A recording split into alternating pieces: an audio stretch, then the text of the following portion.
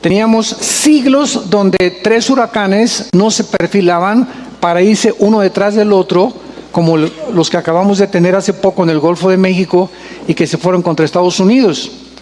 Los terremotos, el último que hubo en Chile, casi movió el equilibrio de la Tierra, que fue casi 8.9 grados. Entonces estamos viendo cosas tremendas en el mundo y la gente está confundidísima. Y es maravilloso recordar que nosotros somos la luz. Dice en Isaías 60, porque las tinieblas van a cubrir la tierra. Y mientras más tinieblas, más brilla la luz. Entonces, si ha habido algún tiempo en la historia donde la iglesia, nosotros podamos ofrecerle respuestas a la humanidad, es precisamente en estos tiempos.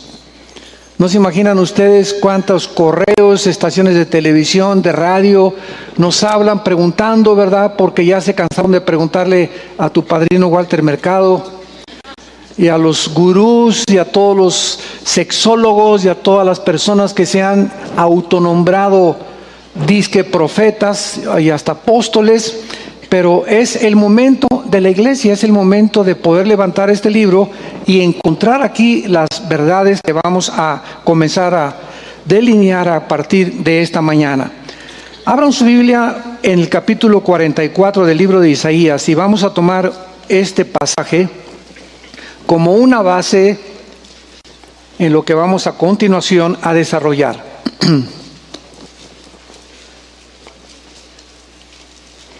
Isaías capítulo 44, un libro que fue escrito y comiencen también a tomar notas, traigan un cuaderno, apuntes, una pluma, ahí junto a su Biblia lo pueden hacer también. Isaías fue escrito hace 2700 años.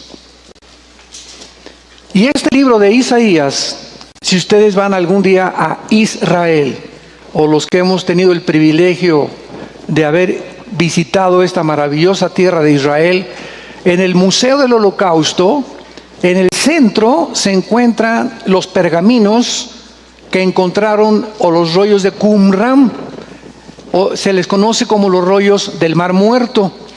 En 1946 al 48 se encontraron estos rollos ahí cerca del Mar Muerto en Israel, y ahí se encontró el libro entero de Isaías. Y ahí está en el museo abiertos los pergaminos, así los puedes ver, ¿verdad? Que los han examinado con carbono 14 y con toda la metodología que hay para la datación de los documentos antiguos, etcétera, etcétera. Y está exactamente como lo tenemos aquí en nuestras Biblias. Así que podemos nosotros tener una seguridad, una certeza, que cuando nosotros abrimos la Biblia, no estamos abriendo un libro de leyendas, ni como el origen de las especies de Carlos Darwin, que carece de todo lenguaje científico. Estamos hablando de un libro respaldado por la arqueología, por la historia, por la geografía, por la genética, por la antropología, por la psicología, por la literatura, por la poesía y por todas las disciplinas académicas que ustedes quieran mencionar. Entonces es maravilloso poder saber que no estamos solos, que tenemos una respuesta y que más que cualquier otra cosa, no podemos vivir con temor. No podemos vivir con temor. El otro día vi un video de un señor que lo agarró una turbulencia tremenda en un avión. Pero así una cosa tremenda, donde estaban absolutamente seguros de que el avión se estrellaba. Y no es por nada, ¿verdad? Pero hemos nosotros, mi esposo y yo, que viajamos tan seguido, tenido diferentes turbulencias. Yo se los digo con todo mi corazón, mi esposa está de testigo. Cuando tenemos esas turbulencias, yo siempre le digo, en 40 minutos vemos a Jesús. Perdón, en 40 segundos. O sea, a lo más que se va. ¿Y para qué? ¿De qué sirve que grites? El grito no va a detener el avión. Entonces, Señor Padre, gracias, llegó mi hora, ahorita ni lo voy a sentir. Porque ni se siente el trancazo. Entonces, tenemos que saber algo. Nuestras vidas están en las manos de Dios. Y si tú ahorita estás vivo y yo estoy vivo, es por la única razón que Dios no ha terminado con nosotros. Y nadie nos puede quitar la vida sin la voluntad de Dios. Y Y cuando nos llega con un tornado, con un tsunami, con un terremoto, con un avionazo en la panza de un tiburón, ahogado, como quieras llamarle, pero todos nos tenemos que salir de este planeta, y ese es el momento de nuestra liberación, donde no importa cómo llegue la muerte, en segundos estamos con Jesús, y ya este cuerpo corruptible, ¿verdad?, lleno de enfermedades y de tristezas, de lágrimas y de dolor, se acabó. Es el tiempo en el que salimos de nuestra prisión corporal. Por eso dice Filipenses 1 el apóstol Pablo: el morir es ganancia para los cristianos. Dice Isaías 44 versículo 7. Son palabras de desafío de Jehová, el Dios de la Biblia. Y pregunta a Dios: ¿quién proclamará lo venidero? ¿Lo declarará y lo pondrá en orden delante de mí, como hago yo desde que establecí el pueblo antiguo? Anúncienles lo que viene y lo que está por venir. No temáis ni os amedrentéis.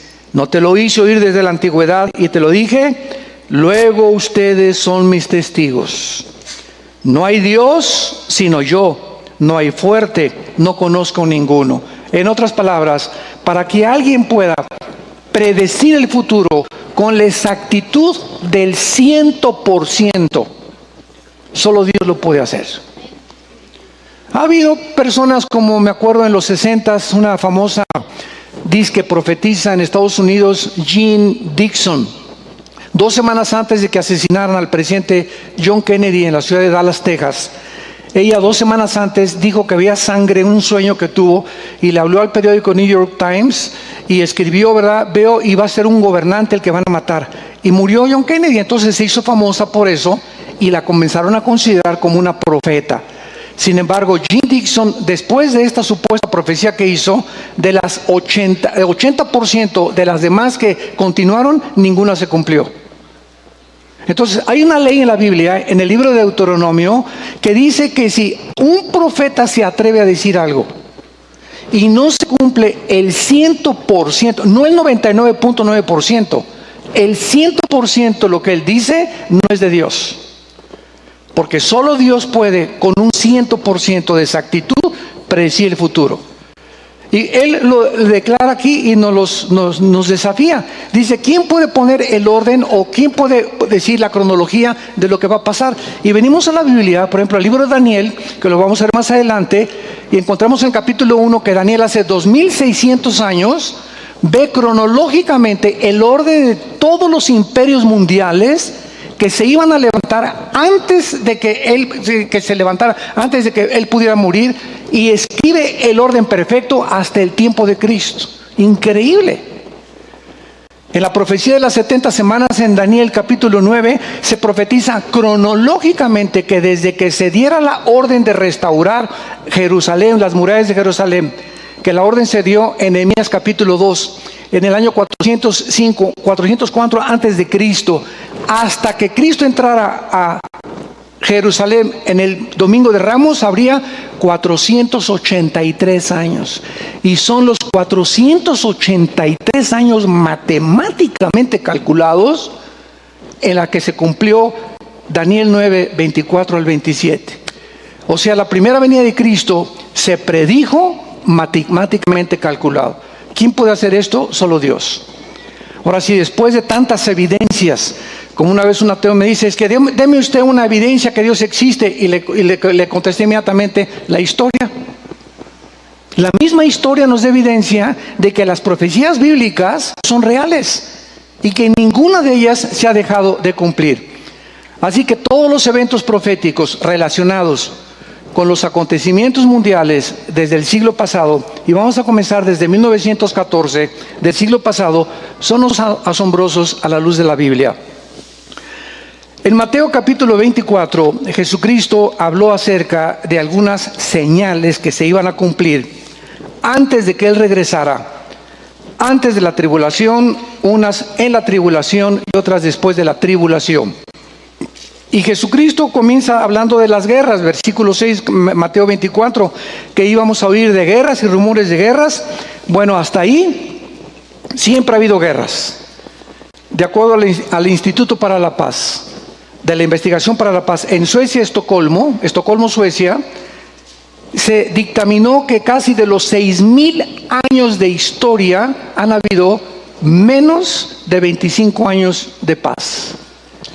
De 6,000 años de historia, solamente se han considerado 25 años de paz. O sea, la historia del ser humano es guerra tras guerra, tras guerra, tras guerra, tras guerra.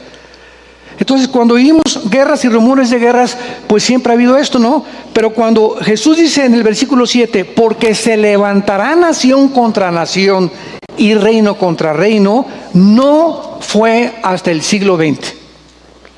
Cuando en la Primera Guerra Mundial de 1914 se enfrentaron por primera vez en la historia Europa, algunas naciones que contribuyeron aquí de América, del Asia, del África, etcétera, etcétera, y la Segunda Guerra Mundial, ¿verdad? Que fue todavía con más muertes, más de 100 millones de muertos. Podemos darnos cuenta que esta profecía de la nación contra nación se inició en el siglo XX. Y vamos a ver después que Israel será la señal más grande de todas las que vamos a ver. Abran sus Biblias en Amós capítulo 9 y veamos que en el siglo pasado era imprescindible, necesario, que Israel regresara a su tierra, porque las profecías decían que el anticristo, ¿a quién iba a perseguir? A los judíos. Que el templo se iba a reconstruir. Y si Israel no hubiera regresado a su tierra, no se podrían cumplir ni las profecías de Ezequiel, ni de Jeremías, ni de Daniel, ni de Juan en el Apocalipsis. Entonces es increíble que el 14 de mayo de 1948 del siglo pasado se haya cumplido Amós 9, 14 y 15. Ponlo ahí en tu Biblia. Cumplido 14 de mayo del 48. Escuchen esta profecía dada 500 años antes de que Jesucristo naciera. Traeré del cautiverio a mi pueblo Israel. Edificarán las ciudades asoladas, las habitarán, plantarán viñas, beberán el vino de ellas, harán huertos y comerán el fruto de ellos. Pues los plantaré sobre su tierra y nunca más serán arrancados de su tierra que yo les di, ha dicho Jehová Dios tuyo. Esta profecía, ante la mirada expectante y confusa de los sociólogos y de los psicólogos y de los historiadores, que cómo es posible que un pueblo que fue dispersado casi 2000 años, desde el año 70 después de Cristo, cuando el general Tito Romano llegó a Israel y no dejó piedra sobre piedra. Su papá era Vespasiano, el que fue después César, o gobernante de Roma. Desde el año 70 hasta el 48, los judíos no tenían una nación. Dispersados en Rusia, en Costa Rica, en México, en China, en Etiopía, por todo el mundo fueron dispersados los judíos. Y una de las cosas que yo he usado como un ejemplo para que entendamos este misterio y este fenómeno es el siguiente.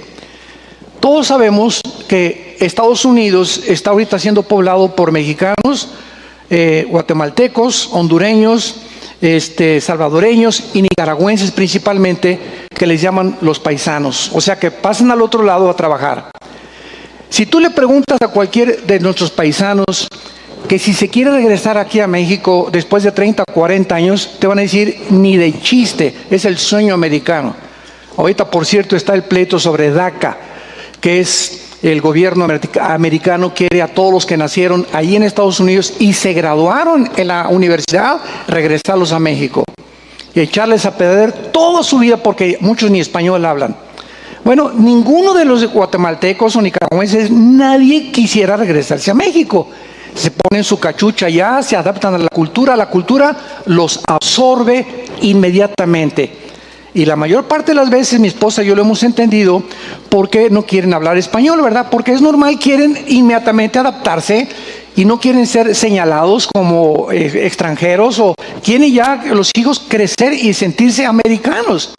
¿Para qué? Para que no los señalen y los bulleen en la escuela.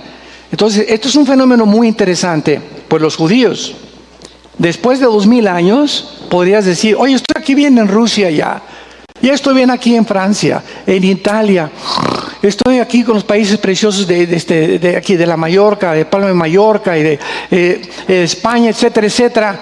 ¿Quién los movió a más de 1 millón de judíos a que se reunieran después de la Segunda Guerra Mundial y tuvieran todos ellos el mismo sentimiento de regresar a Israel y establecer otra vez una nación?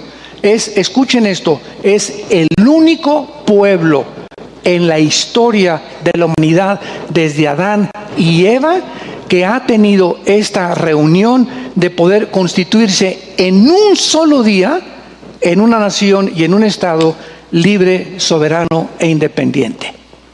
No ha habido ninguna otra civilización, tribu o nación que jamás haya podido constituirse en un día en una nación, cumpliendo la profecía de Isaías 66, versículo 8, que se constituiría en una nación el Estado de Israel.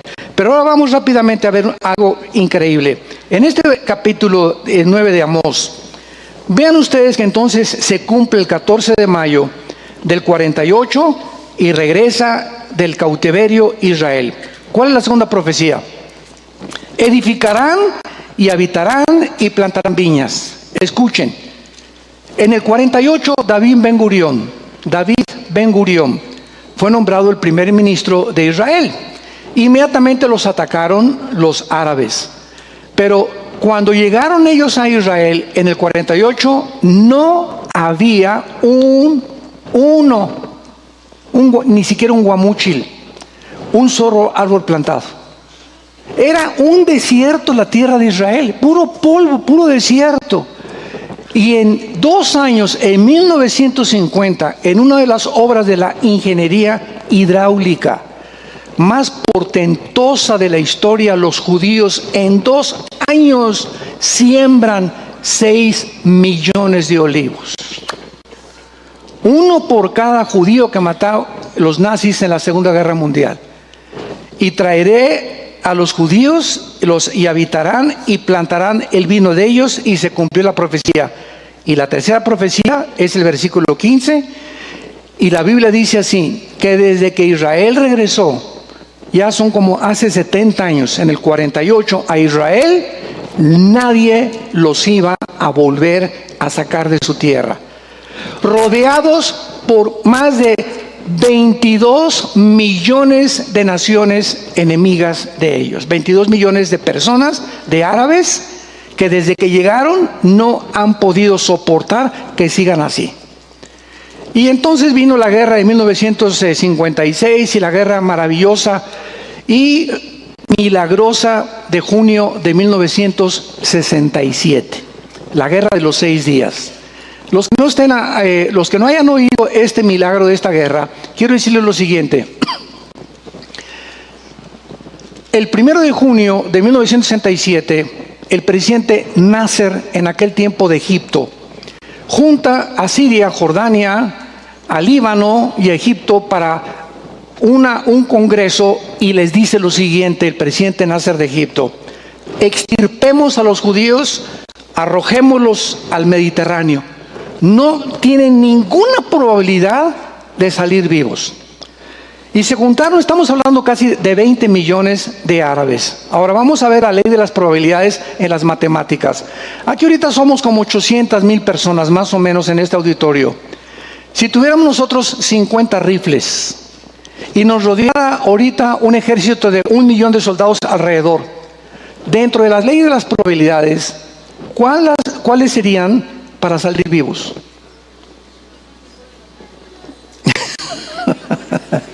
Yo les doy la respuesta: 10 a la 12ª potencia.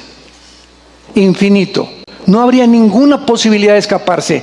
Son las mismas probabilidades que existieron en la guerra de los 6 días. ¿Qué fue lo que sucedió en esa guerra? Que violaron las mismas leyes físicas y matemáticas de las probabilidades. Bueno, resulta que el segundo día, el 2 de junio, 12 pilotos judíos, hasta ahorita son los mejores pilotos del mundo, mejores que los F-21 ahorita que tiene Estados Unidos, mejores que los MiG de Rusia y mejores que los de Alemania y que los de Inglaterra. No hay ahorita en el mundo pilotos mejores que los judíos. Se suben a dos aviones y escuchan a un sargento iraquí, le interceptan porque también son los amos actualmente de la tecnología, la inteligencia y del hackeo. Ellos son los que acaban de descubrir ahorita que Estados Unidos fue hackeado en las elecciones. Fueron los judíos los que descubrieron todo esto. Descubren que los iban a atacar y ¿saben lo que hicieron el 2 de junio? Estos dos pilotos les hablan a otros 4 y se juntan 6 aviones F-16 judíos y se van sobre toda la aviación a las 4:30 de la mañana de Egipto, mientras estaban todos dormidos, y acaban con toda la aviación de los egipcios. Se van a Siria y acaban con toda la aviación de Siria, se van a Líbano y se van a Irak y acaban con los aeropuertos de todas las naciones que querían invadirlos. Una vez que ellos controlaron la tierra, tenían ya controlado el aire. Y al tener control del aire, mandaron a los tanques y el 6 de junio se encontraban ellos avanzando, ellos ya no siendo conquistados ni replegados, hasta la península del Sinaí, que es Egipto. Y entonces les hablaron de Nueva York, lo que era entonces la Liga de las Naciones, y les dijeron: ya párenle, ya no sigan adelante. Bueno, el 6 de junio habían reconquistado la ciudad de Jerusalén, habían reconquistado la Franja de Gaza, habían registrado lo que es ahora Jericó y el valle del Golán, o las colinas del Golán, que están al norte del mar de Galilea. Y cuando las Naciones Unidas, la Liga de Naciones, les dicen que se detengan, los judíos, ¿por qué creen que ganaron el 6º día? Porque el 7º tenían que descansar. Hasta eso, ¿no? Bueno, esto es interesante a la luz de la milicia. Porque en 1990, fíjense ustedes nada más cómo es la Biblia, ¿no? En 1990, ¿cómo son las profecías bíblicas? Nunca más serán arrancados. En 1990 y 91 viene la guerra del Golfo Pérsico, donde Saddam Hussein dice que una deuda que una ciudad, ¿verdad?, Kuwait le tenía, invade Kuwait y lanza los tanques y viola a las niñas y a los niños y hace una masacre con Kuwait. Y el presidente Bush, el papá George Bush, que en aquel tiempo era el jefe de la administración de la Casa Blanca, organiza a 29 naciones una coalición y se van en 1990-91 a sacar a Hussein de Kuwait.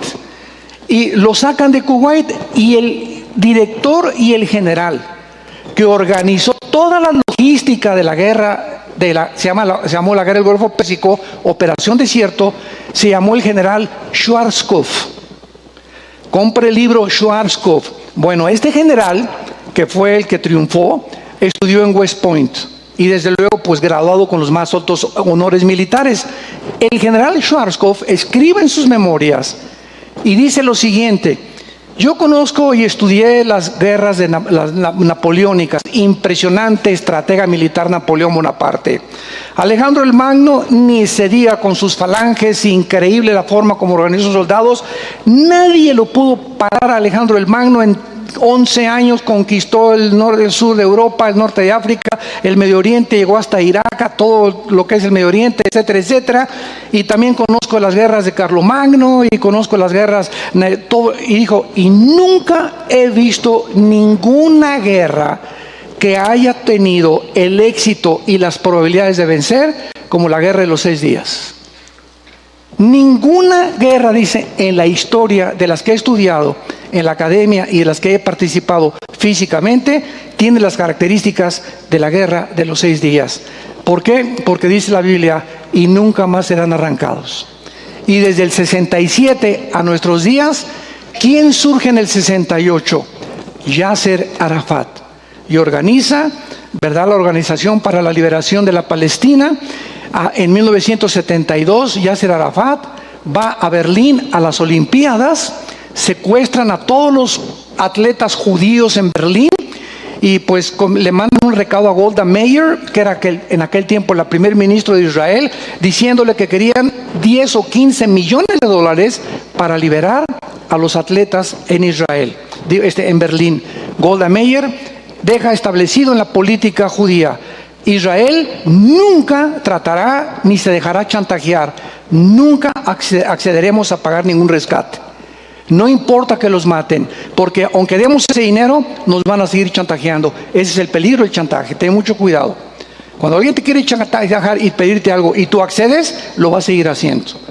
Entonces quedó establecido en la política de Israel y mataron a todos los atletas. Iban escapándose en un helicóptero. Hay una película de eso, ¿verdad? Se meten y avientan una bomba y los matan a todos dentro del helicóptero. Entonces Yasser Arafat se convierte en el primer guerrillero del mundo. ¿Y qué creen que le dan a Yasser Arafat? El premio del Nobel de la Paz. No puede ser. Le dan el premio Nobel de la Paz al guerrillero, al terrorista número 1 de la historia. Estamos en un mundo tan loco que vamos a entender muchas cosas a través de este seminario, ¿verdad? Pero le dan el premio Nobel de la Paz y entonces, pues después del movimiento organizado Palestina, ya parece que envenenaron a Arafat, se levanta Hamas. La palabra Hamas significa violencia, ahí en la franja de Gaza. Le obligan a Israel a regresar la mitad de Jerusalén, de la ciudad de Jerusalén. Se levanta Hezbollah, otro grupo terrorista en el Líbano, financiado por Irán actualmente, y comienzan los grupos terroristas a mandar cohetes y todo, y hasta ahorita Israel sigue allá vivito y coleando, porque nadie los podrá sacar, dice la palabra de Dios, hasta que Jesucristo regrese. Ni siquiera el anticristo lo va a poder lograr. Entonces vemos pues, en primer lugar, que en el siglo XX comienza las guerras que son nación contra nación, el regreso de los judíos como la cuenta regresiva del reloj profético de Dios, si lo quieres apuntar. ¿Cuándo comenzó Dios otra vez a tratar con las profecías de la Biblia? En 1948. Les voy a dar un ejemplo. Hace algunos años, bastantes años, mi hermano Alejandro, todos lo conocen, es pastor en Toluca. Mi hermano Alejandro fue campeón de ajedrez en Acapulco. Nosotros vivimos en Acapulco. Fue campeón de ajedrez en la primaria, a nivel estatal, guerrero, etcétera, etcétera. Y en los campeonatos de mi hermano, me acuerdo cuando era niño, yo asistí, claro que me gusta también mucho el ajedrez. Yo nunca llegué a ningún campeonato, ni mucho menos, aunque me encanta ese juego. Les ponen un reloj. Y entonces, si yo voy a jugar el ajedrez, mi contrincante aprieta el reloj y vamos a poner o 3 minutos, o 5 minutos, o 2 minutos. Se ponen de acuerdo en cuánto tiempo tienes para pensar la próxima jugada de ajedrez. Entonces, en el momento que acaba tu tiempo, se apaga el reloj y comienza el tiempo para la otra persona. Muy bien. En el año 70, Dios le hizo así al reloj profético de Israel, lo paró. Y desde el año 70 hasta 1948, Dios no volvió a tratar con Israel. No volvió a tratar con Israel. Pero en la soberanía de Dios y en los tiempos y sazones de Dios, en el 48 Dios hizo así. Y comenzó otra vez al regresar a Israel y preparar el arrebatamiento que viene y la tribulación del anticristo. Nos damos cuenta que casi todas las profecías del 48 a nuestros días, que se tenían que cumplir a fuerza con el regreso de Israel, se están cumpliendo al pie de la letra. Así que Israel es el centro, el termómetro de las profecías bíblicas. Por esta razón escogió Dios a Israel. No porque sean mejores ni mucho menos, simplemente para que se concentrara en los tiempos que vivimos la atención del mundo en esta nación, que es el milagro más grande de la historia. Muy bien, acaba la Segunda Guerra Mundial, gana Estados Unidos. Rusia e Inglaterra, la Segunda Guerra Mundial contra Japón, Italia y Alemania, los nazis que querían expandir el nazismo por toda Alemania. Antes de Hitler, los comunistas fracasaron también en Alemania y los nazis sacaron a los comunistas de Alemania. Acaba la Segunda Guerra Mundial y Estados Unidos, al ganar la Segunda Guerra Mundial, se constituye en el poder político con la supremacía política, militar y económica número 1 del mundo. Y se levanta Estados Unidos en el 45 como el país mejor vestido, con el de más dinero, donde todo mundo quería ir a Estados Unidos. Comienzan a imponer la política famosa de la democracia. Comienzan a ver que el comunismo pues no funcionaba, ¿verdad? El nazismo no funcionó, vamos a la democracia, etcétera, etcétera. Pero en el 50 se levanta la Unión de Repúblicas Socialistas Soviéticas, lo que es actualmente la Rusia, compitiendo contra Estados Unidos por esta supremacía política. Y entonces en 1945, al mismo tiempo que se levanta Estados Unidos, se forma la Organización de las Naciones Unidas, la ONU, en 1945, con el propósito de imponer la paz en el mundo. Entonces vemos que Rusia se levanta por un lado, Estados Unidos por el otro lado, la ONU se pone en medio como el árbitro. Y esto es muy interesante porque comienza en el 50 hasta el 89, apúntalo. De 1950 a 1989 se llamó este periodo la Guerra Fría. ¿Por qué la fría? Porque no hubo balazos. Lo más cerca que estuvieron de un conflicto armado fue en el 62-63, cuando Nikita Khrushchev pone misiles en Cuba. Castro tenía ganas de destruir Estados Unidos. El presidente Kennedy amenaza a Nikita Khrushchev y le dice: o saca los misiles de Cuba o estalla una tercera guerra mundial. Y entonces se detiene la guerra y no hay nada hasta el 89, cuando el muro de Berlín es derribado. Rusia del 50 al 89 dividió Europa occidental y Europa oriental. Y entonces la misma Alemania la parte a la mitad de los comunistas. Y de un lado estaban los comunistas y del otro lado la Alemania libre. Finalmente el presidente Reagan se pone de acuerdo con Gorbachev, y entonces derriban el muro y Gorbachev va al Vaticano con Juan Pablo II a decirle lo siguiente. Quiero decirle algo, me está vibrando el monitor. Aquí. Nada más lo digo una vez. Me está vibrando aquí el monitor muy fuerte. Hay un corto. Llega Gorbachev con el Papa Juan Pablo II y le dice a Juan Pablo II: anúnciale al mundo que hemos fracasado como comunistas por dos errores principales. Número uno, sacamos a Dios de Rusia, y número dos, nos aislamos del mundo capitalista. Entonces el comunismo fracasó en el mundo entero. El Kremlin, el Buroklim, todas esas cosas están demostradas que es una política, ¿verdad?, absurda. Es un sueño de opio que tuvo Carlos Marx, de que la clase, el proletariado, derribara a la clase burguesa y entonces iba a haber una equidad. Y Cuba fue el más grande ejemplo también del fracaso, y actualmente los países que insisten todavía en este sistema de gobierno se están dando cuenta, ¿verdad?, que acaba de una forma autoritativa y dictatorial. Entonces Rusia desaparece del mapa y se queda Estados Unidos, pero llega el siglo XXI, y en el año 2001 se levanta un hombre en Rusia que se llama Vladimir Putin.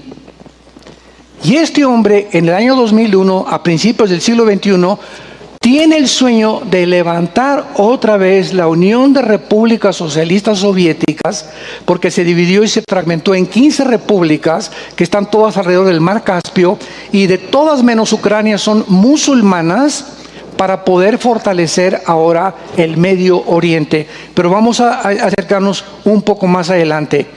Pero la formación de la ONU, en segundo lugar, fue con el propósito de traer la paz. Y la formación de la ONU fue el primer paso en el siglo XX para la formación futura del gobierno mundial profetizado en la Biblia. La Biblia profetizó hace más de 2000 años que el mundo terminaría con un solo gobierno, como lo vamos a ver. Vayamos rápidamente a Apocalipsis capítulo 13 y veamos que en el gobierno del anticristo, la mayor parte de las naciones, se calcula que ahorita somos 200 naciones las que formamos el globo terráqueo. Juan el apóstol profetiza en el capítulo 13 del Apocalipsis, versículos 3 y 4, vi una de sus cabezas herida de muerte, está hablando del anticristo, su herida mortal fue sanada, se maravilló toda la tierra en pos de la bestia, adoraron al dragón que había dado autoridad a la bestia, adoraron a la bestia diciendo: ¿quién como la bestia y quién podrá luchar contra ella? Aquí se personifica el anticristo como una bestia, como un dragón, porque no hay ningún otro animal con el que se le pueda comparar. En Daniel 2, Daniel 7 y Daniel 8 se comparan los imperios mundiales con un león, con un oso y con un leopardo. Grecia. Pero cuando aparece el cuarto en Daniel capítulo 7, que es el gobierno del anticristo formado por 10 naciones, como lo vamos a ver más adelante, no hay un nombre de ningún animal que se le pueda comparar, simplemente se llama la bestia. Un depredador cruel, sanguinario. No nos imaginamos, Hitler va a parecer Pinocho comparado con el anticristo. Ahora, en el capítulo 17 del Apocalipsis, en la otra visión de Daniel, vemos que uno de los 7 ángeles, versículo del 1 al 3, que tenía las 7 copas, habló conmigo diciéndome: ven acá y te mostraré la sentencia contra la gran ramera. Quiero aclarar esto. En la Biblia, la palabra fornicación o la palabra ramera se aplica de 2 formas distintas en toda la Biblia. Una para los adúlteros, desde luego, ¿verdad? Para una mujer que está casada o una mujer, porque la palabra, de donde viene la palabra pornografía, porno o fornicación, es amor que se vende a cambio de algo. Tú dame sexo y yo te doy una casa, o te doy dinero, o te doy lo que sea. Cuando se vende algo a cambio de otra cosa, se llama prostitución. Y a esa persona se le llama ramera, en el aspecto físico. Pero en el aspecto espiritual, cuando un cristiano abraza otro sistema u otra ideología u otra filosofía que no sea el cristianismo, se ha prostituido. Cuando el pueblo de Israel se fue tras los ídolos en el Antiguo Testamento, Dios los comparó con una ramera. Les dijo, se fueron a fornicar con sus ídolos. O sea, fueron a tener relaciones y se vendieron creyendo que los ídolos les pueden dar la protección que yo les puedo dar. Entonces, cuando llegamos al Apocalipsis, encontramos a la madre de las rameras, o sea, a la jefa de jefas. O sea, de donde viene todo el origen, ¿verdad?, de la prostitución religiosa. Esto es muy importante. Y vamos a ver quién es esta ramera. Versículo 2. Con la cual, o sea, con esta ramera, han fornicado los reyes de la tierra. Aquí nos damos cuenta que es una metáfora, ¿verdad? No es algo literal. Los reyes de la tierra han fornicado con esta mujer, y los moradores de la tierra se han embriagado con el vino de su fornicación. Y me llevó en el espíritu al desierto, y vi una mujer, o sea, esta ramera, sentada sobre una bestia escarlata, llena de nombres de blasfemias, que tenía 7 cabezas y 10 cuernos. Me detengo aquí y lo voy a explicar, porque este seminario va a estar grueso. Yo se los garantizo, ¿verdad?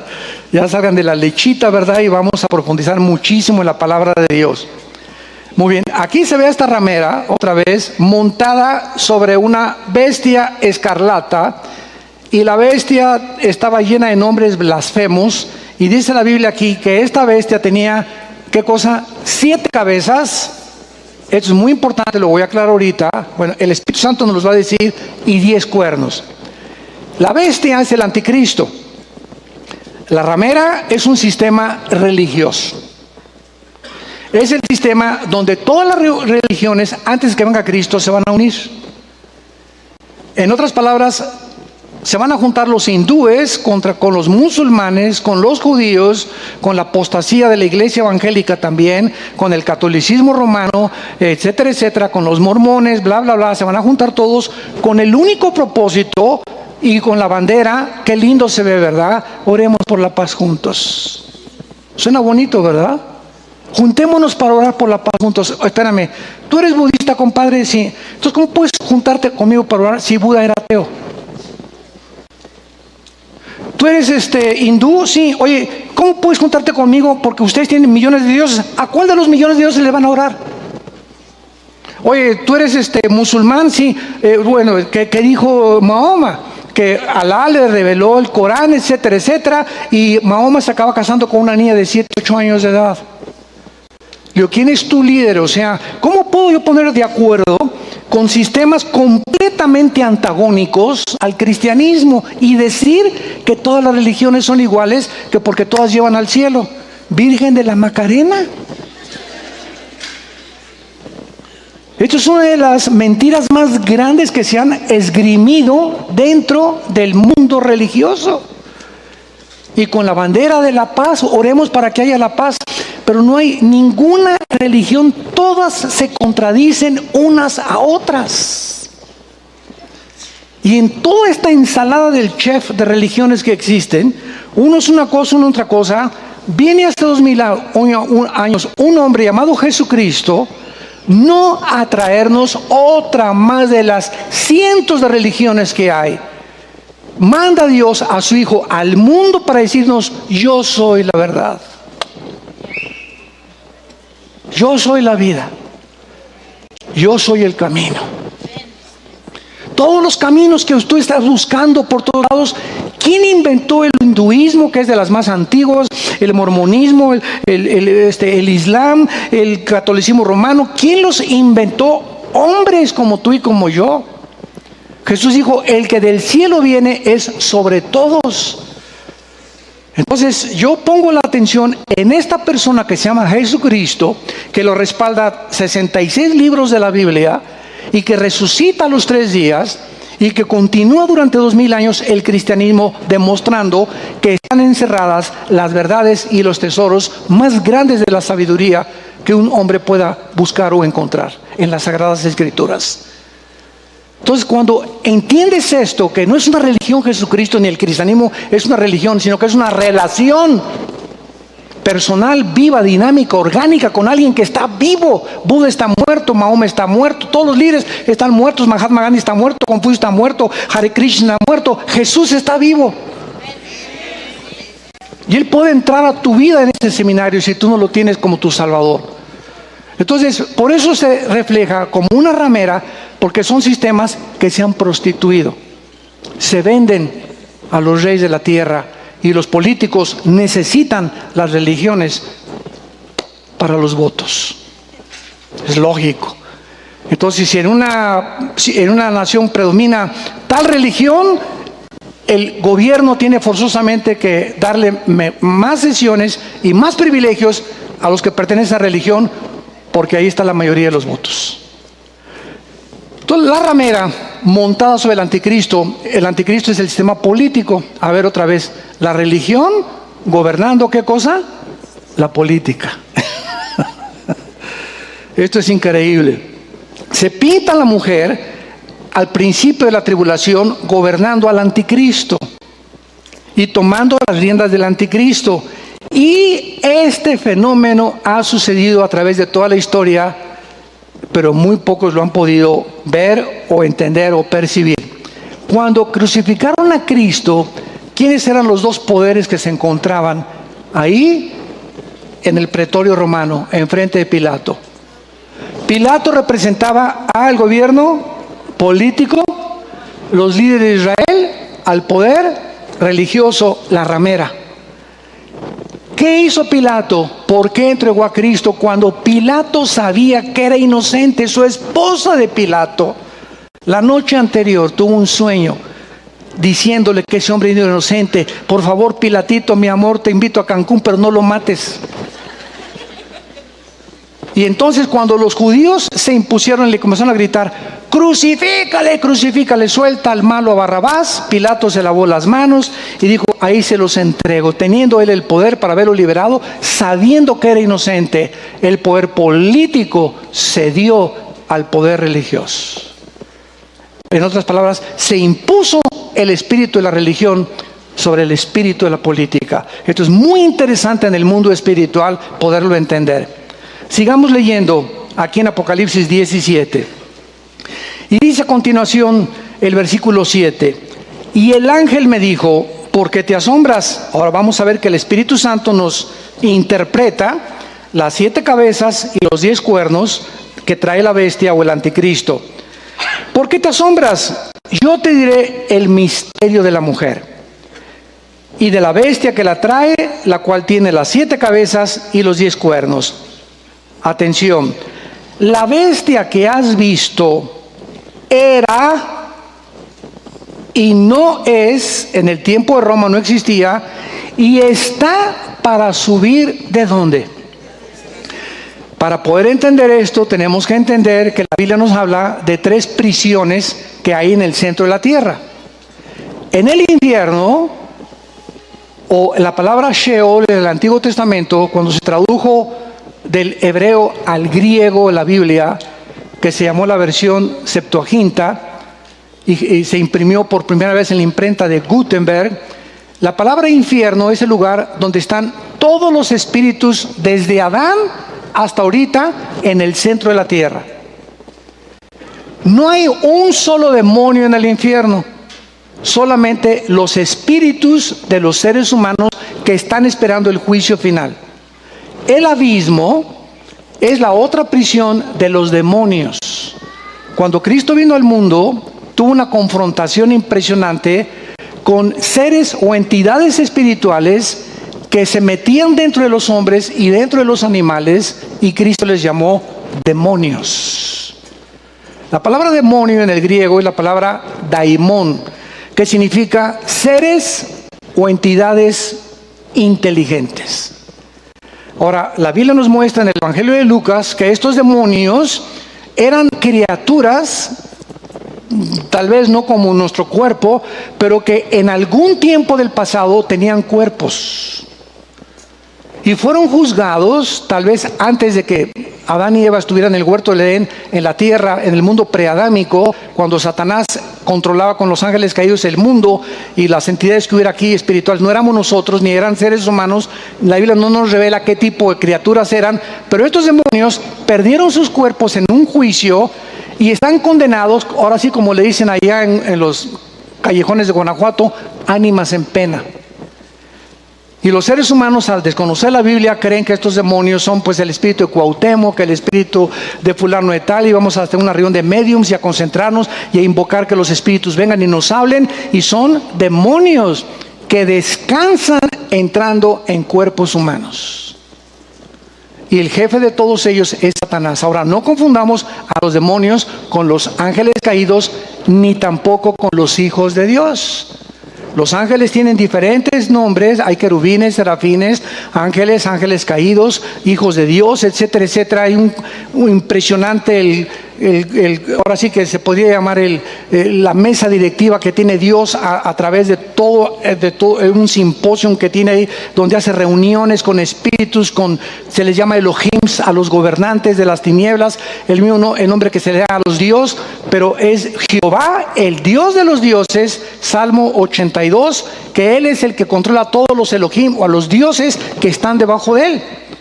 Pero no que haya muchos dioses, hay un solo Dios vivo y verdadero. Pero la palabra de Dios no implica soberano, ni omnisciente, ni omnipotente, ni tampoco que pueda Él controlar el mundo, el universo entero. Hay un solo Dios, que es Dios el Padre, el Hijo y el Espíritu Santo. Entonces, el abismo están los demonios esperando ser juzgados. Y la tercera prisión es el Tartarus. Segunda de Pedro 2, versículo 4, que desgraciadamente se tradujo infierno.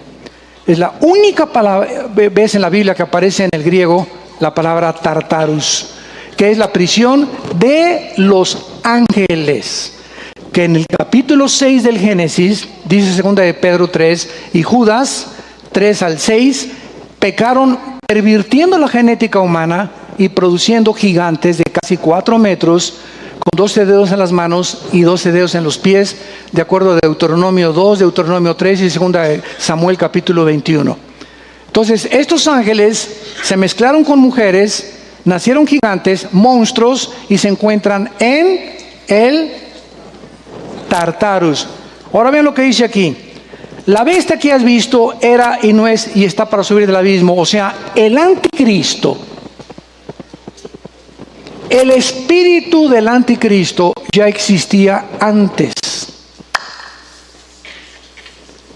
Y posiblemente, ¿verdad?, habitó o en Alejandro el Magno, o en Nerón, o en algún tipo del pasado, ¿verdad?, que fue acérrimo enemigo del judaísmo.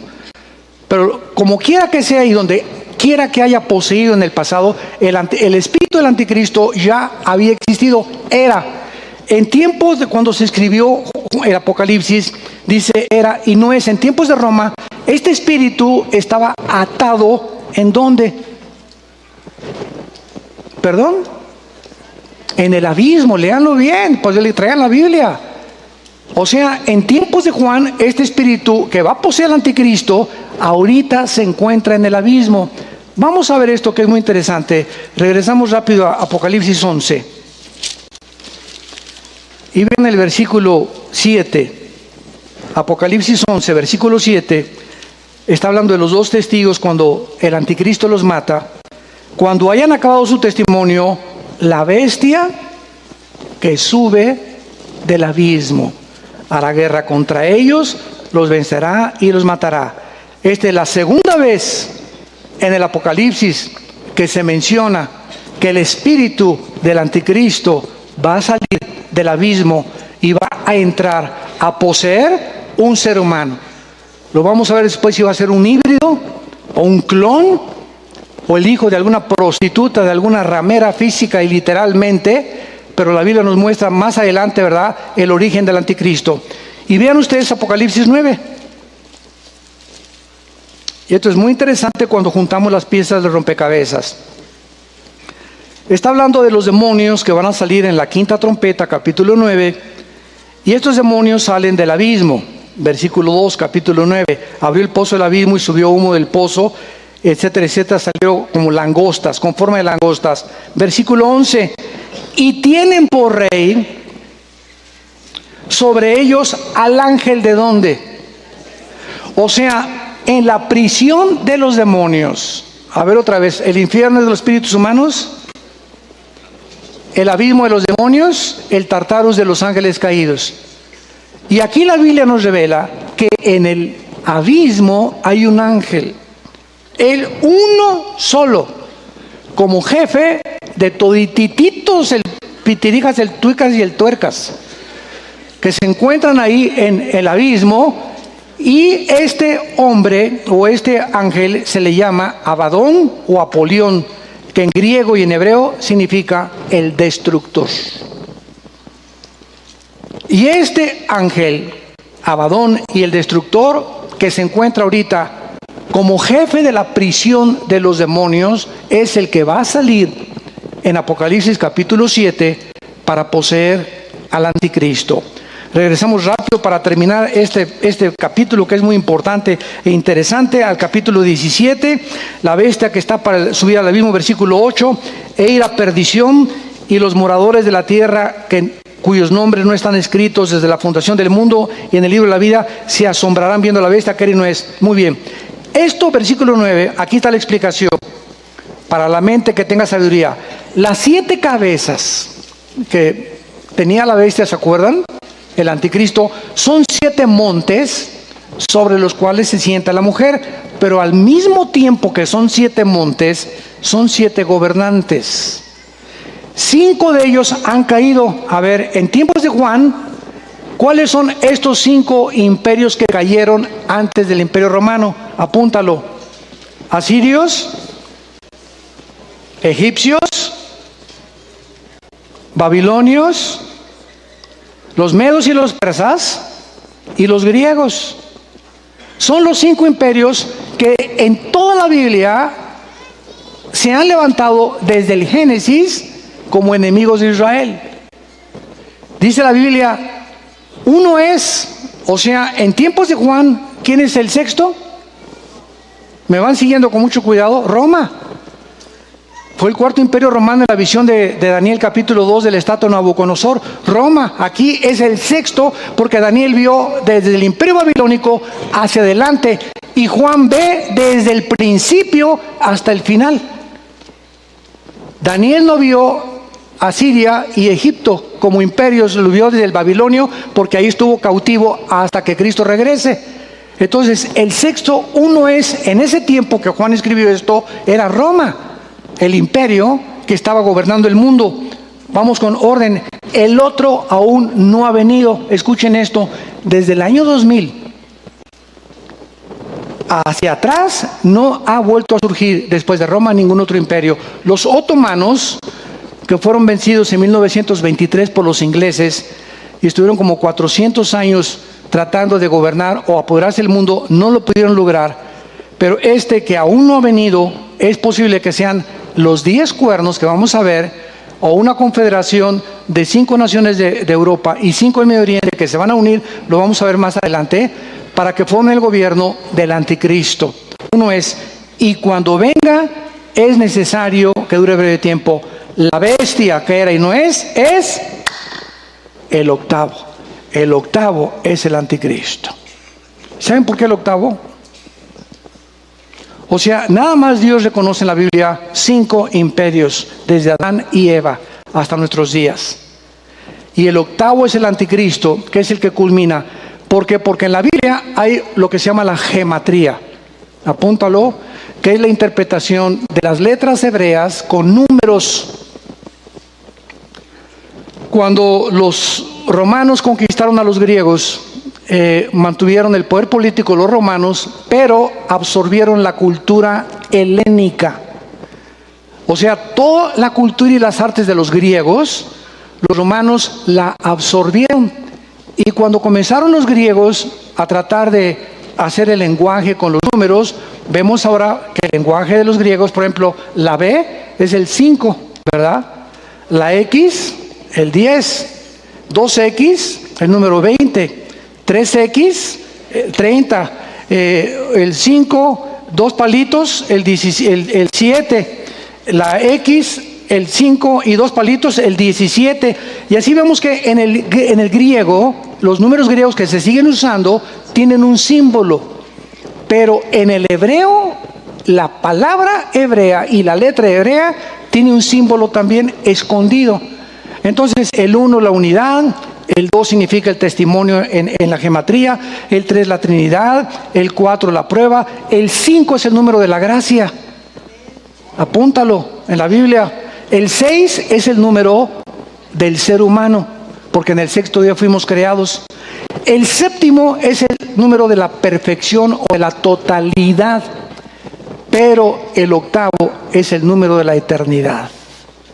Nosotros vamos a brincar del 7 al 8, y por eso el número del anticristo, lo vamos a ver más adelante, en Apocalipsis 13 es el 6, 6, 6. ¿Qué significa? El 6 es el número del hombre elevado 3 veces a la Trinidad. Es el sueño de Satanás, elevar al hombre y convertirnos en dioses. Por eso es el 666. Padre, te damos gracias por tu palabra. Gracias, Espíritu Santo, porque tú eres el que conoce las cosas profundas de Dios. Y eres el único que nos puede revelar la verdad. Estamos dependiendo de ti en estas conferencias, Señor, para que tu pueblo sea edificado, confortado y consolado. Y podamos no solamente traer conocimiento e información a nuestra mente, sino que todo esto que estamos escuchando transforme nuestras vidas y nos prepare para encontrarte muy pronto, cuando estaremos delante de tu Hijo, sabiendo que nuestra fe no fue en vano. En Jesús oramos. Amén.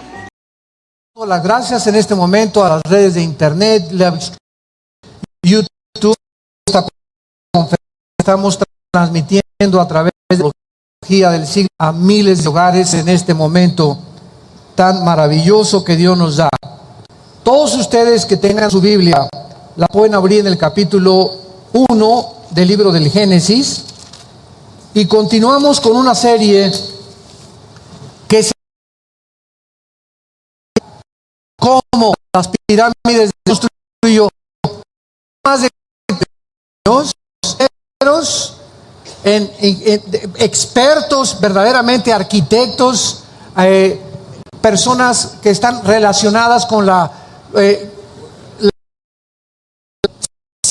100 toneladas más o menos, acomodadas una sobre la otra, donde hace 4.500 años la civilización humana se encontraba en la agronomía, en la agricultura, ordeñando vacas y recogiendo los huevos de las gallinas, donde no había sierras con punta de diamante para cortar las piedras como las hay actualmente, donde no había grúas para cargar esas piedras megalíticas. Diablo, pero el nombre de él es Lucifer, y Lucifer significa, o Lucibel en el hebreo, el que porta la luz o el ángel de la mañana, o el que lleva o porta la antorcha.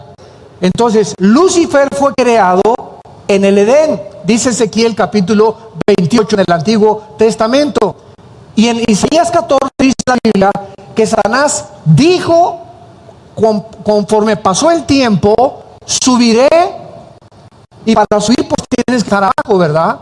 Entonces, él no fue creado en el cielo, él fue creado abajo del cielo, del tercer cielo, porque la Biblia nos menciona 3 cielos. Según de Corintios capítulo 12, el primer cielo, que es la atmósfera; el segundo cielo, que es el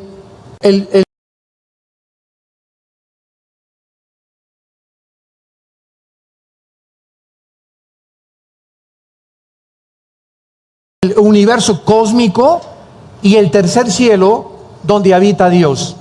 Entonces, Satanás se encontraba aquí en el primer cielo y quiso alcanzar el tercer cielo, donde está el trono de Dios. Y dijo, subiré, Isaías 14 del 12 al 14, y seré semejante al Altísimo. Y cuando intentó este golpe de estado, este pinochetazo, fue arrojado por los ángeles de Dios, los buenos, por Miguel, y quedó recluido aquí en este planeta.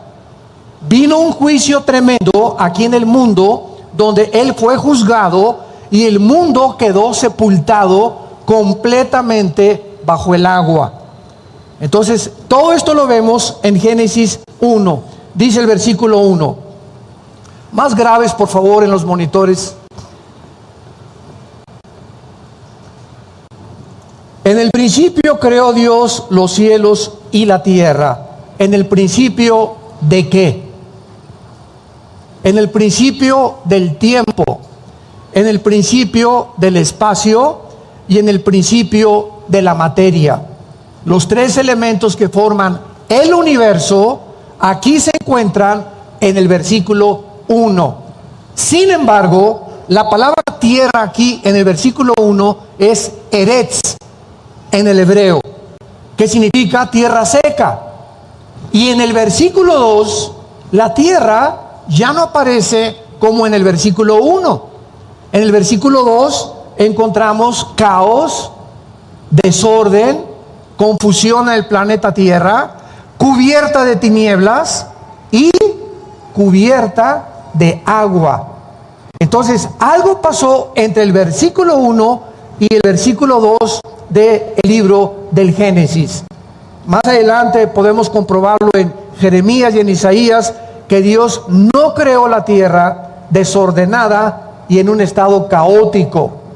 Entonces, ¿quién cubrió la tierra con agua? Y es interesante que nunca aparece en la Biblia cuando creó Dios el agua.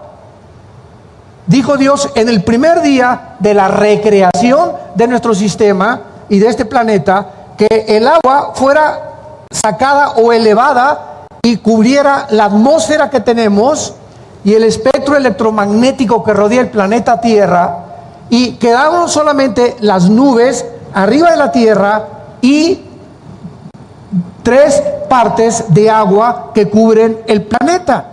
Entonces Dios saca toda esa agua y deja una tercera parte seca, que es donde tú y yo habitamos.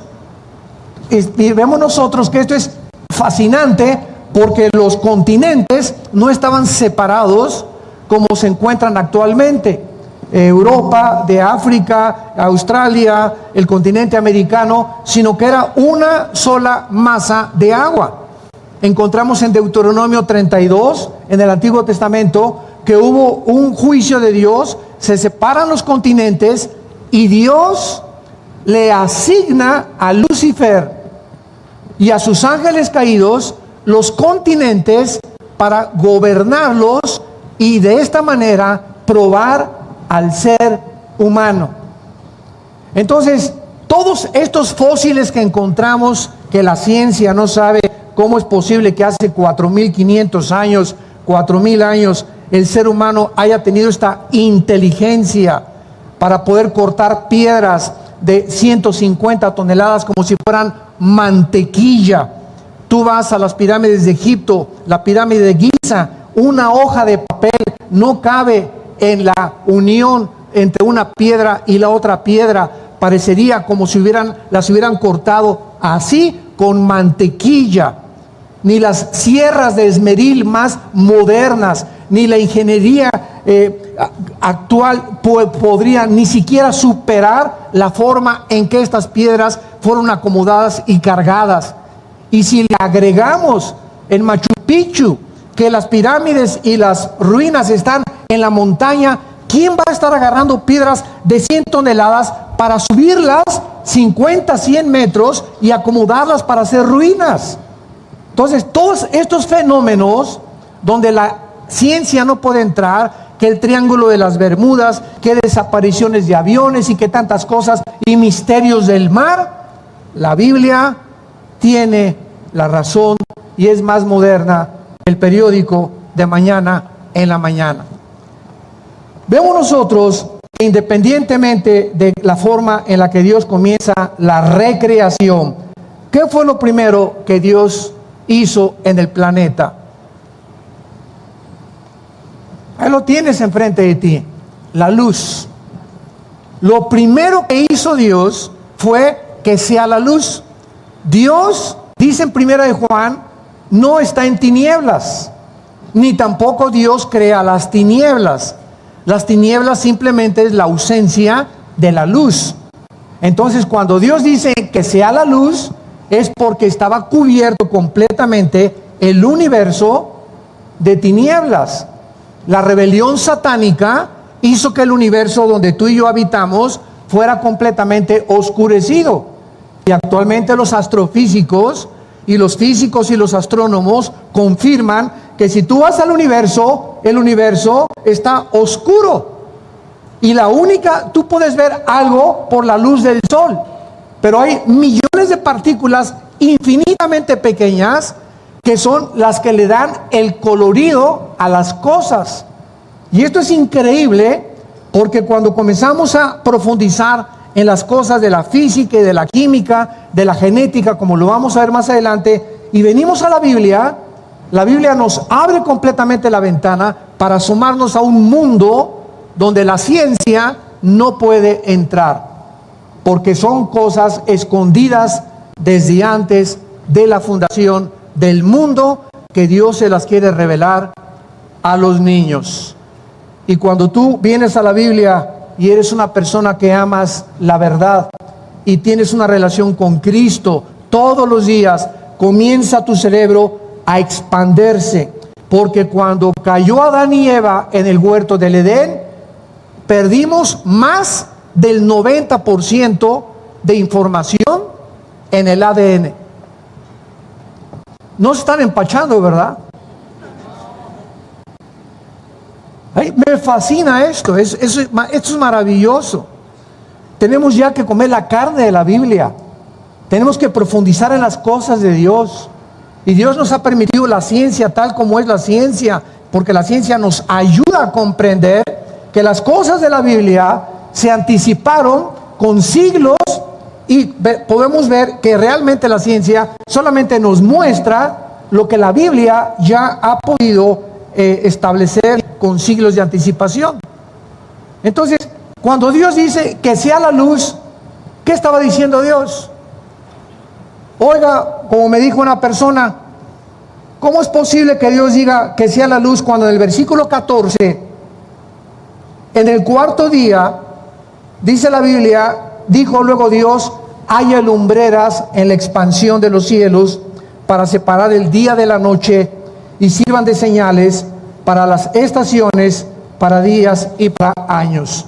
¿Cómo es posible que Dios diga que haya luz cuando hasta el cuarto día aparece el sol? Entonces, aquí encontramos en la Biblia aparentemente cosas contradictorias, que no son contradictorias más que para el intelecto humano, porque no entendemos la mente de Dios, ni hemos comprendido la física como se está comenzando a descubrir, y la genética y las leyes del genoma humano como hasta el siglo XX. Y la Biblia se anticipaba siglos de anticipación a todos los descubrimientos que la ciencia ha podido descubrir. ¿Qué es la luz? Pregúntale a tu maestro de física, o pregúntale a tu maestro de química, o a cualquier astrónomo o astrofísico, ¿qué es la luz? Y la respuesta es la siguiente: bueno, pues es un fluido de electrones, ¿verdad? Y no pasamos de que pues es un fluido y son electrones, etcétera, etcétera. Pero cuando Dios dijo sea la luz, ¿saben ustedes lo que significa?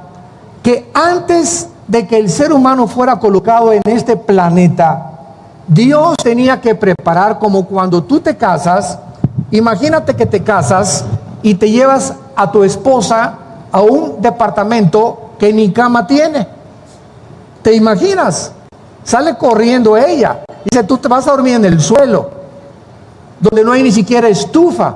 Entonces, cualquier persona que hace algo, prepara la casa, y por lo menos digo la cama, y una cocina, un refrigerador, ya mínimo. Así fue como yo comencé. Cuando yo me casé, ¿verdad? No teníamos, dormíamos en colchones en el suelo, ahí en Acapulco, ahí por el rumbo a Mocimba, en un bungalow chiquito con miles de alacranes, tarántulas. Yo estaba de misionero en la sierra, regresaba yo cada 3 semanas a ver a mis hijos, y uno le picó el alacrán, y comíamos lo que arrancábamos de los árboles, los mangos, las almendras. Comíamos lo que pescaba yo en el mar ahí, etcétera, etcétera. Así comenzamos.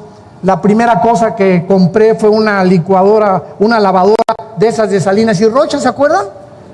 De esas que hacían tun, tun, tun, tun, tun, tun, tun, tun, tun, tun, tun, tun. Es que se movían así con rodillos. Fue lo primero que compré.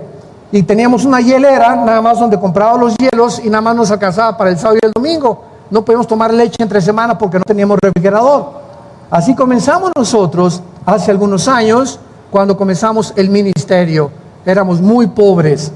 Pero cuando tenemos algo de dinero, pues ya la cama, el refrigerador, la lavadora, mínimo, ¿verdad? Lo que quiero decir es lo siguiente: antes de que Dios nos pusiera aquí en este planeta, Él tenía que preparar las condiciones, afinar el universo, establecer leyes cósmicas que operaran para que cuando nosotros, la cúspide de la creación de Dios, el ser humano es la cúspide de la creación de Dios, porque fuimos creados a su imagen y semejanza. Los ángeles no fueron creados a la imagen y semejanza de Dios. Entonces, Dios primero pone, ¿verdad? Separa las aguas, quita las tinieblas de alrededor y dice que sea la luz. ¿Qué quiere decir? Formó el espectro, apúntalo, electromagnético. El electromagnetismo. Ahorita explico qué significa esto. Aquí abajo en la tierra, tú y yo ahorita podemos platicar gracias al espectro electromagnético que rodea la tierra. En otras palabras, bajo la atmósfera todo se transmite por ondas. El sonido, la luz. Cuando hablamos, me escuchas ahorita, y lo que estoy hablando se está grabando gracias al espectro electromagnético que rodea la Tierra. Pero si nos salimos de la Tierra y nos vamos a Marte o nos vamos a la Luna, allá arriba yo no le puedo decir a mi esposa, oye, ¿me oyes? Porque ya mi voz no viaja en ondas. Necesito una escafandra de astronauta con aparatos de radio para que pueda mi esposa escucharme, o el otro astronauta, porque fuera de la Tierra no existe el espectro electromagnético. Así que antes de que Dios pusiera cualquier cosa, Dios se aseguró que abajo en este planeta tú y yo pudiéramos comunicarnos. La comunicación. Qué interesante es esto. Lo primero que Dios se interesó en poder establecer y preparar para la raza humana era que pudiéramos tú y yo comunicarnos, y a través de la comunicación comunicarnos también allá arriba con la fuente de la energía. Y es interesante que en el versículo 14 de Génesis cuando dice Dios, haya lumbreras, que es el sol y la luna, no dice que fueron creados. No creó Dios el sol y la luna. Síganme con mucho cuidado. El sol y la luna, cuando Dios comienza la recreación en el versículo 3, ya existían. ¿Ya notaron lo que dice? Haya lumbreras. La palabra hayá en el hebreo. Haya lumbreras en la expansión. Porque cuando Dios crea, usa la palabra hebrea bara, con B de burro, que significa crear de la nada, ex nihilo. Entonces, solamente 3 veces en el libro del Génesis se usa la palabra bara. Se usa para crear en Génesis 1:21, y creó Dios bara, o sea, de la nada Dios forma la vida marina en los mares. Después dice hacer, que es la palabra asa, que es moldear, y tenemos la palabra yatzar, que es darle forma final. Entonces, solo Dios puede crear de la nada. Pero una vez que Dios crea de la nada, comienza como un escultor a formar con sus manos y a darle forma a lo que Él creó, a la materia. Y ya que la materia está formada en la forma en que Dios quiere que sea, Dios hizo esto con Adán. Sopló dentro de él algo que los seres humanos traemos, no importa a qué religión pertenezcas, no importa a dónde hayas nacido, el color de tu piel, toda la raza humana lleva dentro de su alma la eternidad. Llevamos la imagen sellada de Dios dentro de nosotros. Y esta es la razón por la cual somos diferentes a los animales. Los animales tienen alma. ¿Qué es el alma? Las emociones, los sentimientos, la mente. Los perros son fieles, entienden, brincan, aprenden, sienten, tienen tristeza, se pueden hasta morir de tristeza los animales, los caballos, los delfines, los chimpancés. Vemos que tienen manifestaciones casi humanas, pero ninguno de los animales, por más inteligentes y por más entrenados que sean, pueden tener conciencia de que existen, de que tienen que adorar a algo o a alguien, y que tienen forzosamente que hincarse ante un ser supremo. Solo los seres humanos. Y ningún libro de los que se consideran religiosos puede nosotros definirnos los elementos que forman el cuerpo humano, ni la vida humana. Somos un espíritu, apúntalo, tenemos un alma y vivimos dentro de un cuerpo. El cuerpo es solamente la botella, el envase temporal que se está deteriorando, confirmando la segunda ley de la termodinámica y la ley física de la entropía. Mi cuerpo desde que nacemos comienza el deterioro celular, pero por dentro, dice 2 Corintios 4, estamos renovándonos. Nuestra mente cada vez se expande más, cada vez comprende más, si es que lees la Biblia y la memorizas. El único alimento para el espíritu es la Biblia. Y si tú eres una persona adicta a la Biblia, donde pasan 2 días y sientes como cuando no comes y no bebes, que algo te hace falta y que te da hambre física, si esa hambre espiritual no la sientes, es difícil creer que tienes vida espiritual. Porque así como un niño cuando nace comienza a gritar ñacu, ñacu, ña, y lo primero que hace es ponerle el pecho a la mamá para poder inmediatamente calmar al niño, porque nace dentro de su naturaleza la tendencia que tiene que pegarse al pecho durante el primer año, 2 años. Si no tienes esa necesidad de, como los niños, desear la leche espiritual no adulterada, se puede dudar que tú tengas una relación con Dios. Y tú puedes decirme, soy católico, soy bautizado, remojado, soy presbiteriano o evangélico o protestante o mormón o testigo de Jehová. No importa la religión que tengas. El cristianismo no es tener una religión, es tener una relación viva, dinámica, orgánica, con alguien que está vivo. Y cuando venimos a la Biblia, hacemos contacto no con un libro de Octavio Paz, ni de William Shakespeare, ni tampoco de los grandes intelectuales. Hacemos contacto con un libro que tiene la vida.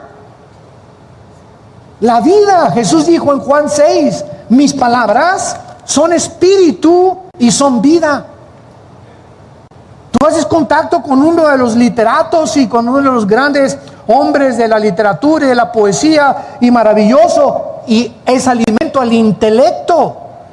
Pero cuando vienes a la Biblia, tu espíritu se conecta de una forma misteriosa y sale algo de este libro que entra a tu espíritu y comienza a fortalecerlo, comienzas a tener paz, comienzas a tener dirección, comienzas a tener seguridad, tranquilidad, comienzas a ser libre de los temores, de las incertidumbres, hasta que entiendes que este libro es el único que nos pone en contacto con el mundo espiritual. Ahora bien, todo este tema de esta serie que estamos analizando, la invasión de los ángeles caídos, está relacionado con la genética. Con la genética.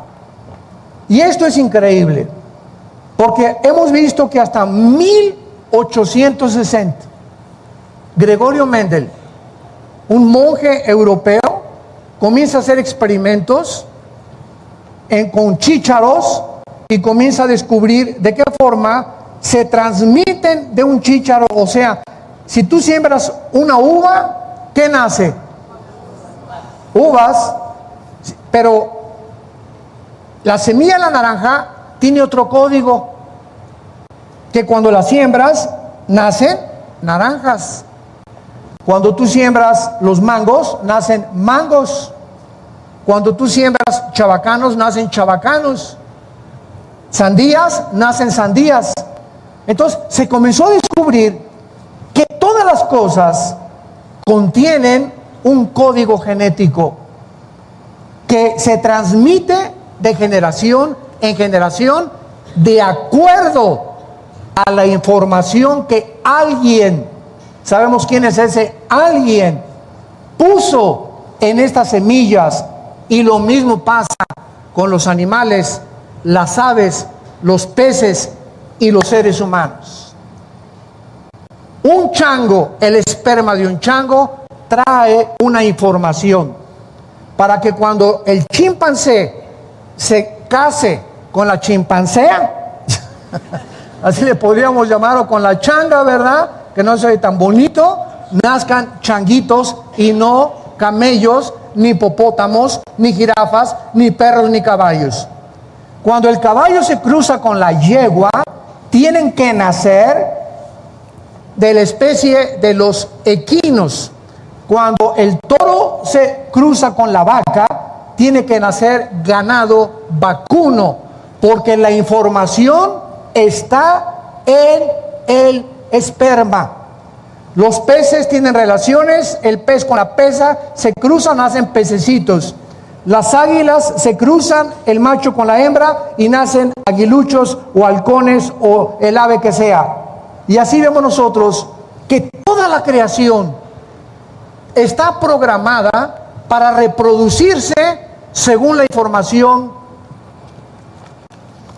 que hace más de 4.500 años la Biblia estableció, antes que Gregorio Mendel descubriera las leyes de la herencia. Génesis 1, versículo 11. Qué maravillosa revelación e información, señores ateos que nos escuchan. Después dijo Dios, Génesis 1, 11, produzca la tierra hierba verde, hierba que dé semilla, árbol de fruto que dé fruto según Subráyalo todo esto, su género, según su género. O sea, si son uvas, uvas, si son chabacanos, chabacanos, si son sandías, sandías, si son naranjas, naranjas. Que su semilla, ahí está la información, está en él, sobre la tierra, y fue así. Produjo pues la tierra hierba verde, hierba que da semilla otra vez, según su naturaleza. O sea, según la información genética que Dios introdujo dentro de cada semilla. Árbol que da fruto, cuya semilla está en él, según su género. Árboles de naranja van a producir naranjas, árboles de durazno van a producir duraznos, árboles de mangos van a producir mangos. ¿Por qué? Porque es una ley genética inexorable que Dios estableció desde el principio de la creación. Versículo 20. Produzcan las aguas seres vivientes, aves que vuelen sobre la tierra en la abierta expansión de los cielos. Y creó Dios los monstruos marinos y todo ser viviente que se mueve, que las aguas produjeron según su género, y todavía la da según su especie, y vio Dios que era bueno. Versículo 24. Luego dijo Dios: produzca la tierra seres vivientes según su género, bestias, serpientes, animales de la tierra según su especie. Y fue así. Y hizo Dios animales de la tierra según su género, ganado según su género, todo animal que se arrastra sobre la tierra según su especie, y vio Dios que era bueno. Muy bien. Hasta 1860 el hombre comienza a hacer pininos para entender lo que aquí estaba escrito 4.500, 5.000 años antes. Escuchen esto. Y no es hasta 1954. Pasó un siglo casi después de Gregorio Mendel, que el doctor Watson y el doctor Crick, norteamericanos, en 1954 ganan el premio Nobel de Medicina por la investigación que hicieron acerca de la hélice del ADN. Y comenzó del 54 y terminó el siglo XX con el proyecto más grande que la conquista espacial de 1969, cuando el hombre pisó la luna. Se considera el proyecto más grande científico del siglo XX y se tituló el proyecto del genoma humano. En el año 2000, el presidente Clinton recibe al doctor Collins, que ha escrito libros, buscando en la internet. Él es cristiano y fue nombrado el presidente del proyecto del genoma humano. El doctor Collins, con doble L y S de Samuel al final. Y el presidente Clinton le dice al doctor Collins: hemos por fin encontrado el libro de la vida en la molécula del ADN, que es el ácido desoxirribonucleico. Ahora, ¿qué es el ADN? Para que muchos de ustedes lo puedan entender, porque se menciona por todos lados. Muy bien. Nuestro cuerpo está formado de trillones de células.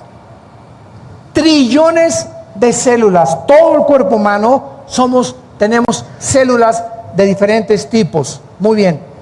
En cada una de las trillones de células que tú tienes y que yo tengo, existe en cada célula un software.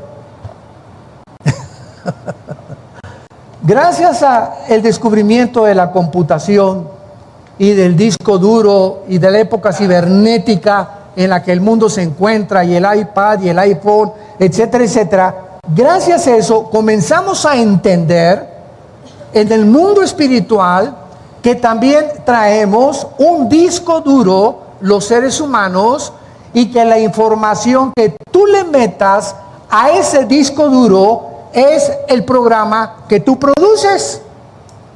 Por ejemplo, yo antes de ser cristiano, pues introduje a mi disco duro a Marx, al Che Guevara, a Lenin, a todos estos, la dialéctica materialista, marxista, comunista, etcétera, etcétera. Nietzsche era mi héroe, el ateo del siglo XX.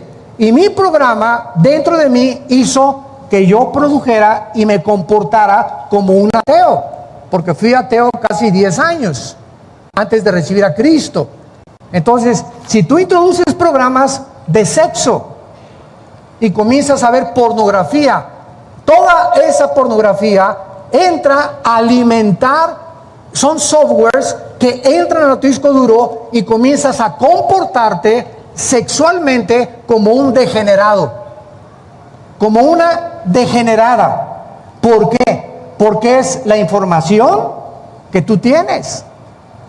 Si tú eres un ateo, eres ateo porque te metieron softwares en tu universidad, en tu preparatoria, en tu secundaria, acerca de todo este ateísmo. Entonces tú tienes que pensar, tú tienes que actuar, tienes que comportarte de acuerdo a la información que tú tienes.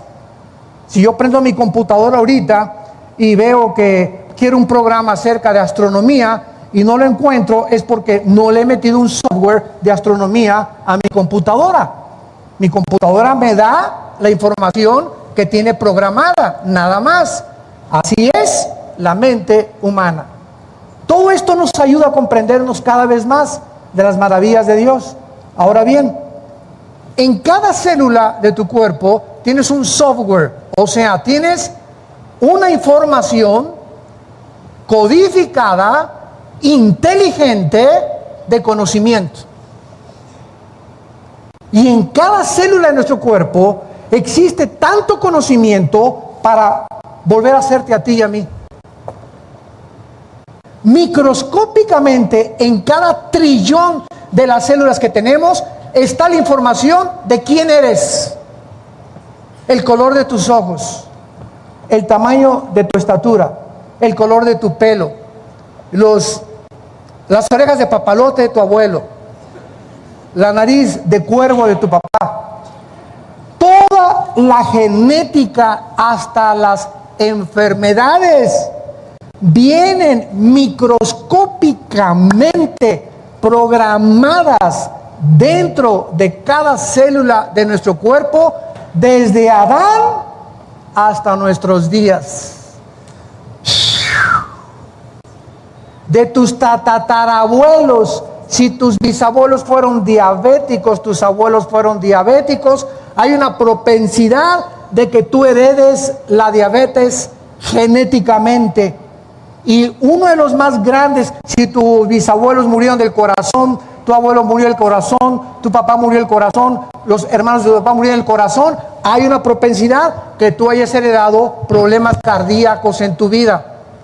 Si tu abuelo fue gordo y tu abuela fue gorda, le decían la Tonina Jackson a tu abuela, y pasaron toda esta grasa, ¿verdad? Tienes una propensidad también a la gordura. Ahora, uno de los descubrimientos más grandes que se han hecho en este siglo XXI es el siguiente: de que la alimentación puede cambiar la herencia que nosotros recibimos de muchas enfermedades.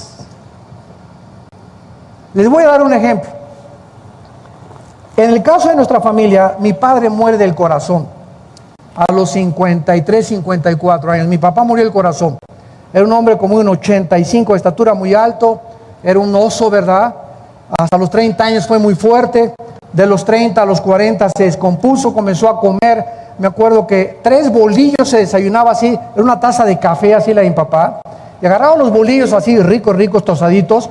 Así lo remojaba, porque si no se remoja no sabe rico, ¿verdad? Desde luego, a la mexicana. Y eso es lo que desayunaba. A los 45 años de edad mi papá estaba demasiado gordo y fumaba 3 cajetillas de Delicados sin filtro.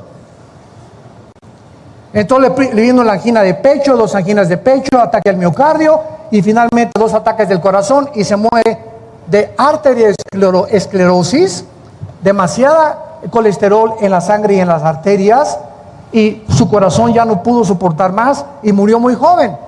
Su hermano, que era delgado, también que fue torero, muere también del corazón. Y vemos nosotros que traíamos una cierta tendencia en la familia de problemas cardíacos. Cuando se muere mi padre, yo no era cristiano. Yo me convierto en 1974. Y fue tan grande el impacto de la muerte de mi padre que le dije a Dios cuando me convertí: yo quiero tener salud para servirte.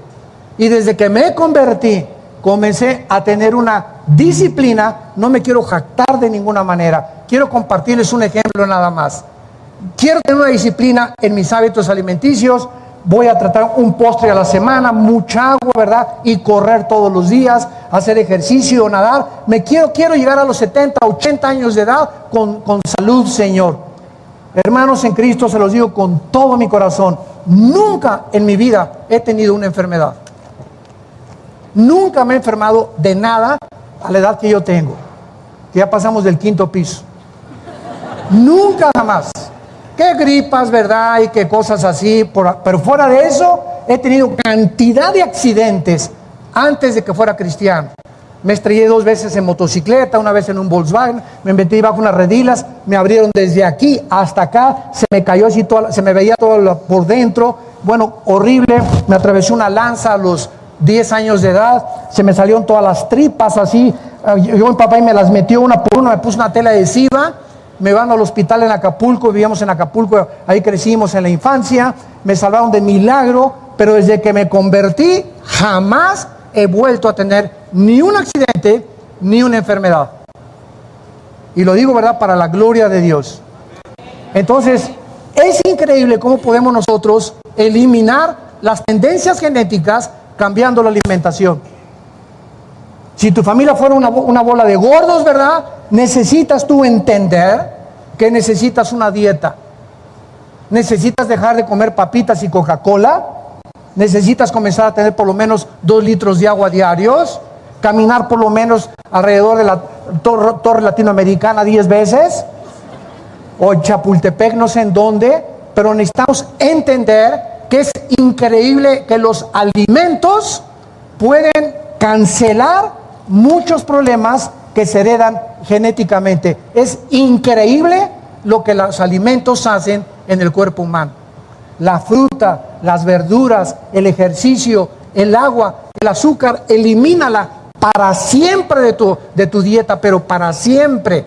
Y no te imaginas, a los 40, 50 años de edad, te vas a sentir con energía, te vas a sentir con ganas de vivir. No vas a estar, ay, no tengo ganas de ir a la iglesia, ay, por aquí, por allá. ¿Qué es esa desgane? Es gasolina que no has quemado, que la tienes en los riñones. Ay, no quiero leer la Biblia, ya me subo 3, 4 calorías y me canso. Ay, hermano, no tengo ganas de nada. Y leo la Biblia y me duermo. Estoy en el servicio el domingo y me duermo. ¿Por qué? Porque no tienes la energía que necesita tu cuerpo para poder enfrentar las adversidades y los problemas que todos los días tenemos con ellos que vivir. Entonces, es maravilloso que la Biblia nos muestre claramente en el libro del Génesis el inicio de la creación. ¿Qué fue lo primero que Dios hizo? ¿Por qué lo hizo? ¿Por qué lo preparó? ¿Por qué quiere Dios que entendamos estos principios de la genética? Ahora bien, para terminar en penúltimo lugar, está comprobado científicamente las leyes de la herencia. Está comprobado que si tu mamá es güera, tú eres güero, o si tu papá es moreno y tu mamá güera, pues sales ahí medio pistachón, etcétera, etcétera. ¿Verdad? Cuando los españoles llegaron a México, se cruzaron con las indígenas y nacieron los que se llaman los criollos. En fin, ¿verdad? Todo eso está comprobado científicamente, que heredamos en el esperma microscópico de mi papá. Cuando se unió con el esperma, con los 23 cromosomas de mi mamá, y el esperma de mi papá, Y, fertilizó los cromosomas X de mi mamá, se juntaron, formaron un cigote de 46 células y de ahí comenzamos a nacer y a ser desarrollados en la matriz de nuestra madre. Pero en ese esperma de mi papá y en ese esperma de mi mamá venía información de mi mamá desde Eva hasta donde está mi mamá. Y en el de mi papá venía información desde Adán hasta donde mi papá pudo fertilizar el óvulo de mi mamá. Esto es impresionante. Muy bien. Si heredamos características físicas, que eso es ya innegable, demostrado científicamente, está demostrado también que se heredan características emocionales. Si hubo locura en tu mamá o en tu abuela, puedes heredar tendencias a la locura tú también. Si tu abuela o tu abuelo fueron brujos, o tu bisabuela fue la bruja mayor de Tlatelolco, tú puedes haber heredado también el espíritu. Cuando se muere la bisabuela o la abuela bruja de Tlatelolco, se sale el espíritu de tu abuela, entierran su cuerpo y ese espíritu comienza a perpetuarse buscando en la misma familia quiénes de las hijas o quiénes de los hijos tiene la propensidad a la brujería para incubarse en ellos y continuar perpetuándose, y se llaman en la Biblia espíritus familiares. Ahora bien, si somos un cuerpo y somos un alma, que son las emociones, los sentimientos, la voluntad y la mente, y hemos heredado eso, la Biblia es el único libro que nos revela que también el ser humano ha heredado una enfermedad, una infección espiritual. Salmo 51, dice David: en pecado fui engendrado por mi madre. Romanos 5, 12. Así como el pecado entró al mundo por un hombre, vean el lenguaje de hace 2000 años de la Biblia. Aquí está Pablo en Romanos 5, 12. El pecado entró al mundo por un hombre. Observen, así el pecado pasó. ¿Cómo que pasó? Esa palabra es, se transmitió algo que la Biblia llama pecado a toda la raza humana. Así el pecado pasó a todos los hombres por cuanto tú y yo hemos pecado. Entonces, hemos heredado una infección espiritual que se llama pecado. Los hombres, al no conocer la Biblia, han tratado de darle alguna explicación por qué a los niños no se les enseña a portarse mal. ¿Por qué nacemos ya con la maldad en la naturaleza humana? Jamás le enseñas a un niño a portarse mal, le enseñas a portarse bien. William Shakespeare le llamaba a este problema humano el defecto trágico. Sigmund Freud, el medio ambiente, o problemas de la sexualidad infantil heredadas. Marx, la lucha de clases. Y todos han tratado de poder descubrir qué es lo que hace que el ser humano sea autodestructivo. ¿Por qué fumas? Un ejemplo. Porque me gusta, hermano. Bueno, ¿qué dice? A ver, saca la cajetilla de cigarros. ¿Y qué dice? Este producto es nocivo para la salud y demostrado científicamente y médicamente que es cancerígeno. Pero me gusta, hermano. A ver, Chencho, ¿cómo es posible que tú sepas que te estás envenenando y que lo sigas haciendo? ¿Qué de veras te quieres morir? ¿Te quieres autodestruir? Me gusta. Con eso cambio los nervios. ¿Qué nervios ni qué nervios? Demostrado que no sabes que la pornografía desintegra el carácter del ser humano, te convierte en un animal, te impide que puedas entender los pensamientos de Dios. Maldice Dios tu matrimonio. Tus hijos pueden heredar maldiciones tremendas sexuales a través de todas estas cosas. Sí, los hermanos. Entonces, ¿por qué no disciplinas tu cuerpo y toma la decisión de tirar todo todo eso y cambiarle el canal y romper las revistas y ser una persona pura en tu vida para que Dios te bendiga. ¿Por qué no lo hacemos? Porque hay una fuerza dentro de nosotros. Romanos capítulo 7 lo explica, que lo que quiero no lo hago. Lo que no quiero hacer, eso es lo que hago. Entonces, si hago lo que no quiero, dice Pablo en Romanos, encuentro que hay una ley dentro de mí que me lleva cautivo al pecado. No quiero la pornografía, pero ¿por qué la sigo haciendo si sé que me hace mal? No quiero fumar, pero ¿por qué lo sigo haciendo? No me quiero emborrachar y yo sé que mi hígado, mi cuerpo, mi familia, puedo acabar con toda mi vida, hasta con mi negocio, si yo sigo emborrachándome. ¿Por qué lo sigues haciendo?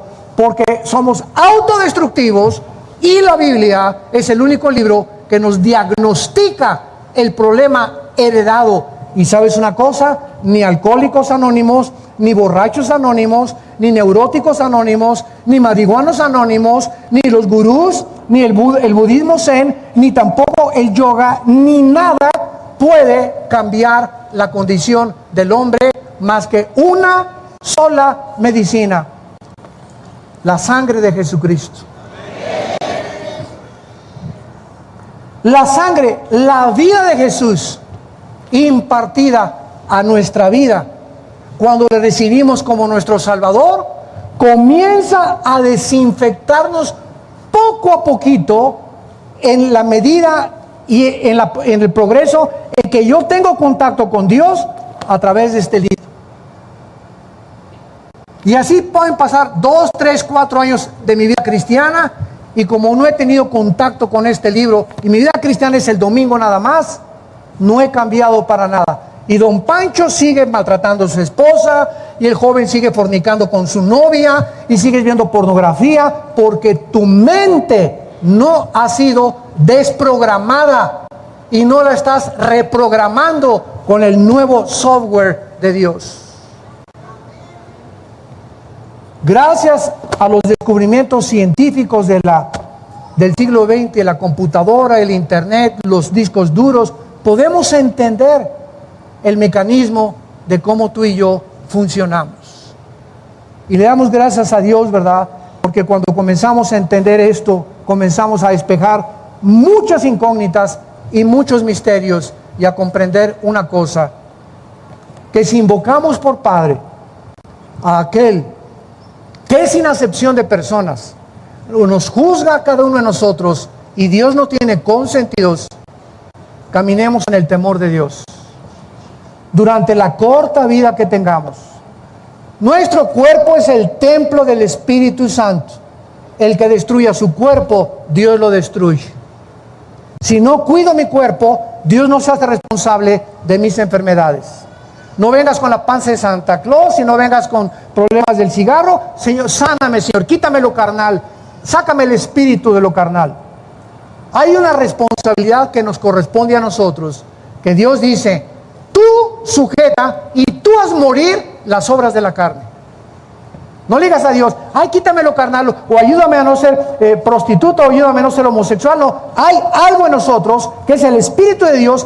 No es un espíritu de temor, es un espíritu de valor y dominio propio.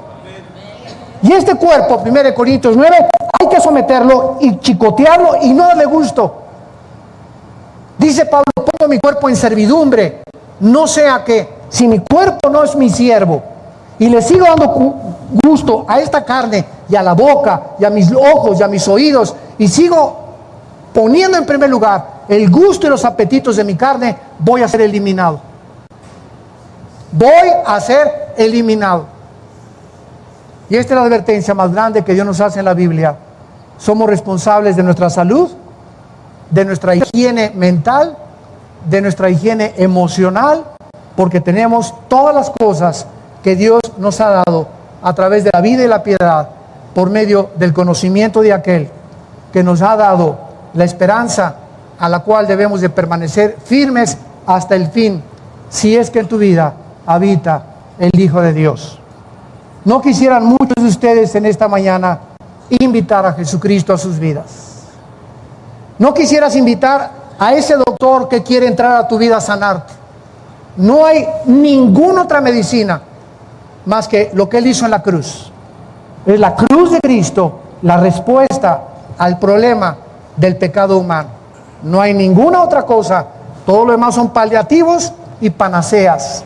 Es la sangre de Cristo la que nos limpia de toda maldad. Oremos. Padre, te damos gracias por tu palabra. Gracias porque todas las cosas que pertenecen a la vida y a la piedad, a la vida cristiana, ya nos han sido dadas por tu divino poder,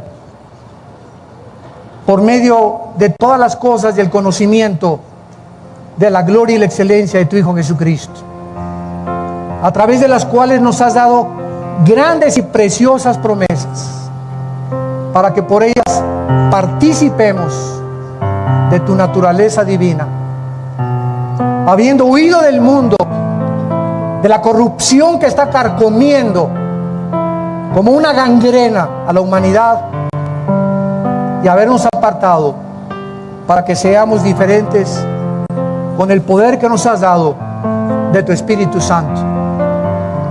Gracias porque somos guardados por tu poder mediante la fe. Mientras nos mantengamos confiando en tus promesas, no teniendo temor de nada ni de nadie. No desmayes, dice el Señor, no tengas temor.